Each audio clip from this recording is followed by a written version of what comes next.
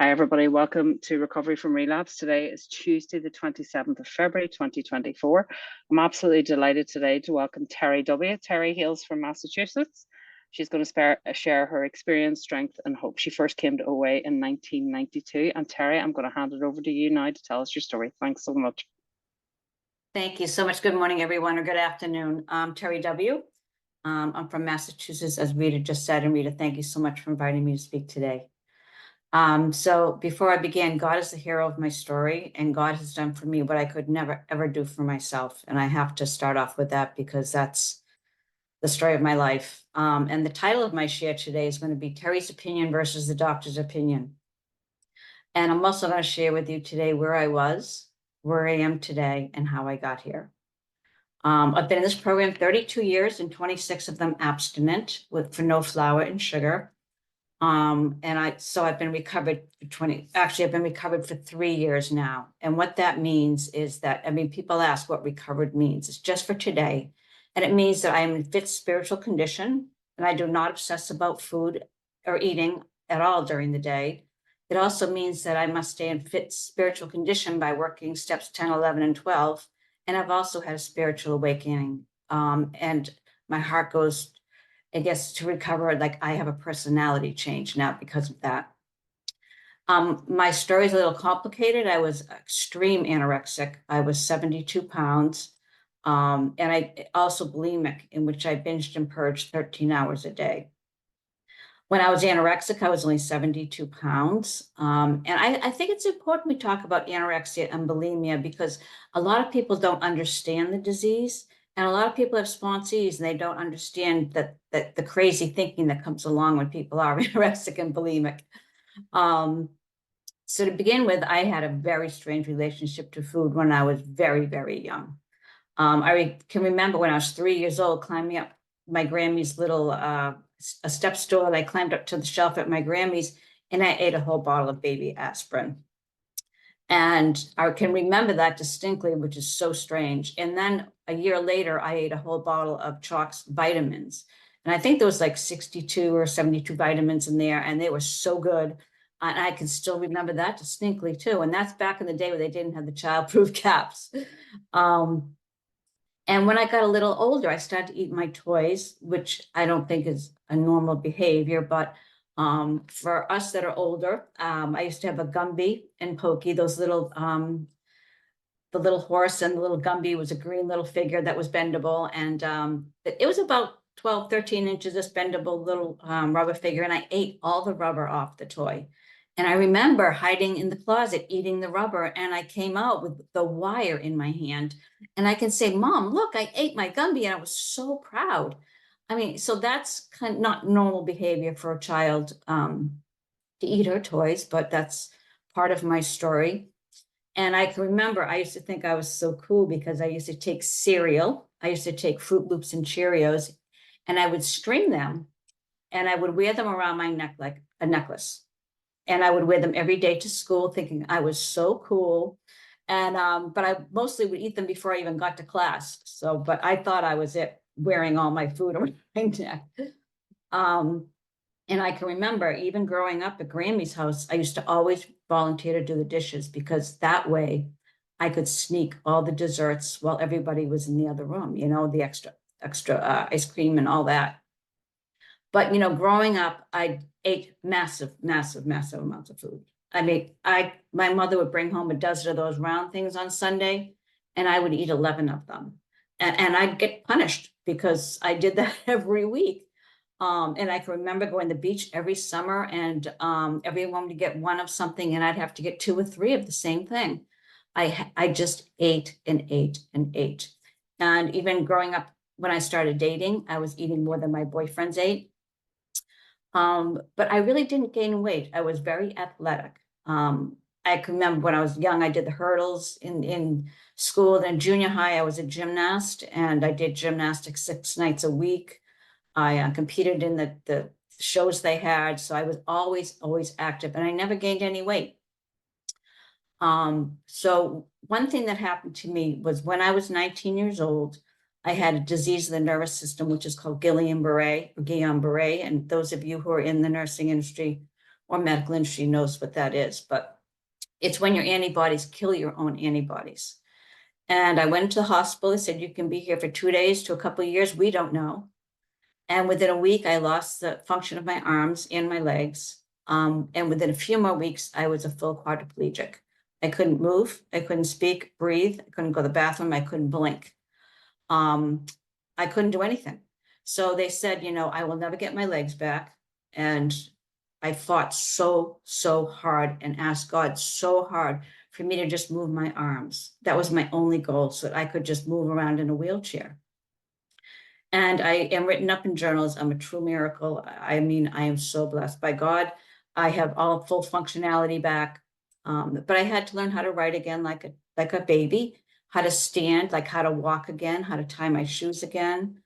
But it was the reason I bring that up is I was 63 pounds and I was so thin. And they kept saying, Terri, eat, eat, eat, eat, eat. All we want you to do is eat. And of course, that was my specialty. So all I did was like eat massive amounts of food. And I believe that was one of my search and rescues from God. I really do, because I was read my rights to die twice during that time. So that was one of my search and rescues. In my 20s, I was a professional bodybuilder. So I guess I didn't gain weight, and I gained muscle, but I ate what I was supposed to be eating, and I only had 4% body fat, and I thought I was perfect. You know how in the big book it says the bill has arrived? I thought I had arrived. My life was, the best, but it really wasn't about what I weighed. And my life began to crumble. I would say when my grandmother passed away, because she raised me and she was my world and my life. And that's when my anorexia started to come about. I had very restrictive behavior and obsessive compulsive behavior. I had to walk 5 miles every day, maybe 6, but I could not miss a day. I mean, I missed, I think, 2 days in 5 years. I had to walk. I would cry the whole time I walked. I mean, my life was just so sad. At work, I'd put food in my mouth, like I would pretend I'd be eating, and I would just spit it out in a napkin. I wouldn't swallow food. And I'd be honest, at one point I ate 8 raisins a day, and that's all I ate.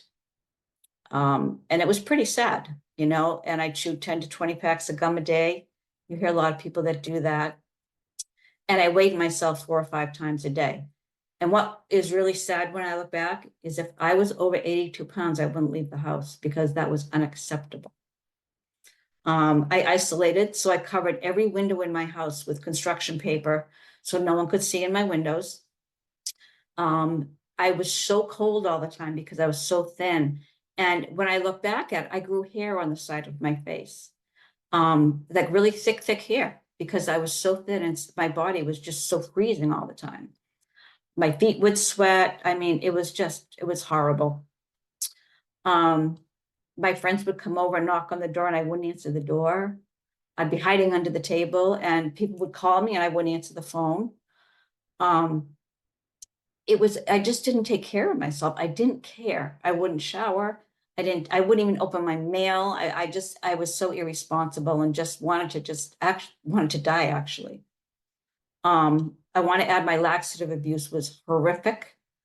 I used to go walking in the morning, and, I'd have to go to the bathroom like every 5 minutes, or wherever I went, I had to know where the bathroom was located. Like if I was to go out, say, the next day, I'm like, where's the bathroom in every single place I went, because I took so many laxatives. And my life revolved around where every bathroom was. And I'm laughing, but it's not funny, that it's pretty sad. As I said, a compulsive obsessive behavior. I had to touch my stove like 10, 15 times before I left the house. And all I did was pray to be skinny. That's all I wanted.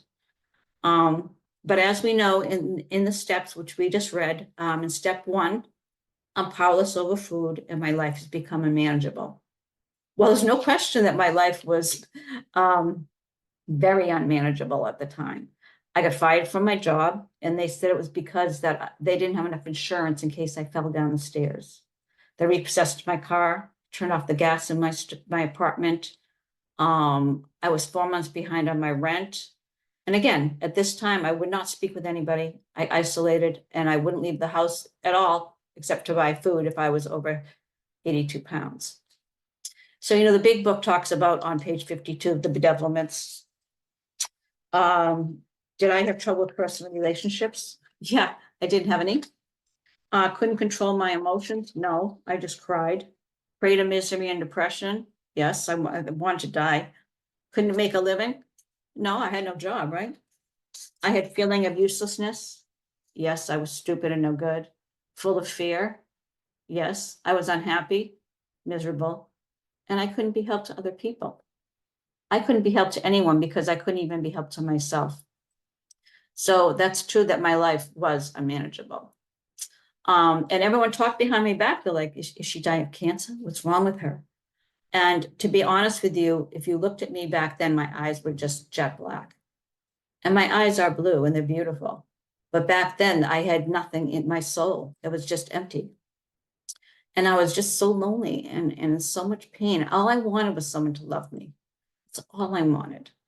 One thing about anorexics is they often steal. And it's funny because I actually did get caught stealing and got arrested. And I had to go to court. So I researched everything there was about anorexia. And when you're at such a low weight, your electrolytes are off and you don't think straight. So 90-something% of anorexics steal, I found out. So I went to court and I showed the documentations that I had found in research and I got off. But, I thought God was really telling me to steal these things at the time. And God was not telling me to steal these things. So the anorexia was pretty bad. I was pretty sick. But I want to fast forward to the bulimia because bulimia was the gates of hell. Anorexia, I just thought I was fat. So that really wasn't at the time devastating to me. But the bulimia was just unimaginable. My girlfriend said she was throwing up her food and she's like, Terry, come throw up with me. And I'm like, I can't. I tried and I couldn't do it. And after a couple of weeks, I kept trying. And you know what? I was a pro at it. And she stopped throwing up. But I ended up throwing up 13 hours a day, which was pretty sad for several years. I would get up exactly at 4 o'clock in the morning every day, call the bakeries, order what I wanted, and I was and place food all over my house. Like I'd spend the whole day shopping for food, place hundreds, I would say $130 a day of food, of crap around my kitchen. And at 4 o'clock, bingo, I would eat and throw up till 3 in the morning. So if I think about that, that's, I think, only 3 hours of the day that I wasn't thinking about food. It was really sad. And what I used to do was I would, at 3 o'clock in the morning, throw my food in the dumpster because I lived near a restaurant, and I would spray Windex all over everything and Clorox bleach, and, because I didn't want to go back, but I would find myself in that dumpster, climbing in there in the middle of the night, and I would take the food out of the garbage bag and I would eat it with the Windex and the Clorox on it. I didn't care. All I had to eat and just throw it up. And one thing that's people laugh, but it's very embarrassing, is my car broke down. And I mean, when you're bulimic, or I had to eat and throw up, there was no exception. So what do I do? What was I going to do? So I didn't have much money at the time, but I did know the friends at the gas station down the street. So I rented a U-Haul. I rented a U-Haul for a family of 12 to move across the United States for me to go buy food at the grocery stores. So here I am driving around in a U-Haul, stopping at the grocery stores, buying all the food for me to binge and throw up. Who does that? I mean, that's crazy. And I used to buy, for $130 worth of food, it was a lot. And I used to buy a sheet cake every night of the week, like a graduation size sheet cake. And that would be part of my binge. And I'd have them write "Happy Birthday, Terry" on top of the cake. And I'd go to like 10 different stores because obviously it wasn't my birthday every day. But for some reason, it was just so sick. And I would have panic attacks if I didn't eat at exactly 4 o'clock. I had this schedule. I had obsessive compulsive behavior, and that's when I had to eat. And I'd stick my head in a toilet absolutely anywhere. I could throw up on my clothes. I remember going to this place that sold ice cream with a pad of paper. And I literally did this all the time, is I'd have a list of like 7 names, and I'd be like, Judy wants this with 4 scoops of this and this topping, and Carla wants this. And I'd read the whole list of what, and order all this food, and it was for me. But food controlled me, and I could not stop. I no longer controlled what I ate.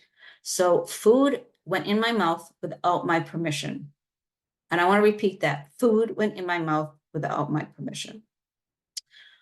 It was pretty sad. And in the big book on page 5, it says, liquor ceased to be a luxury, it became a necessity. And food for me was a necessity. And on page 8 in the big book, no words can tell the loneliness and despair I found in the bitter morass of self-pity. Quicksand stretched around me in all directions. I met my match. I've been overwhelmed. Alcohol was my master, and food was my master. No question about it. And I can remember one day my mother said she was coming over, to go for a walk with me. And if you would walk with me, yes, I would be with you if you want to walk 5 miles. And I opened the door for my mom, and that was the horrific intervention that they had for me. I opened the door, there was, I'd say 8 or 10 people, all my relatives, friends, and they came into my apartment and says, we're taking you to an institution because you're going to die. And I said, I'm not going anywhere. They made me step on the scale, and I promised I would gain 10 pounds, and I promised I would go to meetings and see a psychologist. Of course, I didn't do that. But what scared me at this time was food controlled me, and I had no control over it anymore. So that's what horrified me, and that's what really started to make me feel like something was really, really wrong, really, really wrong. So I tried to get into an eating disorder clinic. I called everywhere all over the United States. No one would take me because they had no insurance. And I'm like, I am dying. I am dying. And I'm like, no one would take me because they had no money. And I'm like, aren't there like these people that donate money that could, sponsor me? No. So finally, after a long time, my psychologist found me a place to go. And I went in there to a treatment center, and I was there 10 minutes. 10 minutes. They took my blood and they said, we're rushing to the hospital immediately because your potassium's so low, you're going to have a heart attack and die. So that was my experience in the treatment center, only 10 minutes. So what I ended up doing is my sister said, Terry, I'm taking you to OA. You need to go, you're going to die. And I'm like, okay. So I went to meeting with my sister. It was an anorexic bulimic meeting, I think. And I said, no one's like me here. I'm not coming back. I went again, and kept crying and going back to these OA meetings. And at one meeting, I remember sitting there and I was having a panic attack because it was 4 o'clock the time I started eating. And I distinctly remember taking a little Post-it on a note, handing it to a lady in front of me who I met once. And I said, I'm having a panic attack. And she just said, honey, just breathe in God and breathe out fear. But as I left that day, someone grabbed my hand and said, I'm going to sponsor you. You're going to do what I tell you to do. And I was so desperate and so willing that I said, I'm willing to do anything, go to any lengths. And I can remember the first time I ate a full meal was on a Christmas morning. And these vivid memories are just so clear. It's just so, even when I was 3, isn't that funny? But my first real meal, I had 2 eggs, wheat germ, and a banana. And that was the most horrifying day, I think, of my life. That was the most horrifying, horrific day. And it took me 45 minutes to do that. I was horrified, but I was told you cannot have fear and faith in the same body. But, I was told too, at the beginning, a program from my elders, never travel, don't go to restaurants the first 30 days, these, what some sponsors say, you're in a hospitalization period. But I didn't listen to that. I became abstinent, and I had no flour, sugar, and I had all my literature, and I was in a program in school and college, and they had a school in Belgium, and I said, I'm going. So I took all of my materials with me to Belgium, had all the meetings, had all the phone numbers, you know, my scales, and I was ready to go. And not one person spoke English. They all spoke French and Flemish. So, you know, what was I supposed to do? I mean, I talked to my sponsor, you know, once in a while, but, you know, I should have listened and not traveled, because my first words in French were, how much is that chocolate on the second shelf? But I knew why I had an eating Terry, disorder. that's 20 minutes, got 10 minutes left. Thank you. I'll tell you why I have an eating disorder. My father was in prison, died when he was 28. My mother hated me. Don't go to college, no one's going to take you. I was molested. That's why I really thought I had an eating disorder, because my life was so horrible. But you know what? That's not why I have an eating disorder. So why am I really eating? Well, was I eating? Because I'm not today, but all human beings have emotions: happiness, anger, grief, sadness, jealousy. But because we're human, we build these emotions up and we grab the first thing that makes us comfortable. And for me, that was food. Not like other people who talk about it, or they run, or they do other measures. For me, the thing that gave me the greatest effect was food.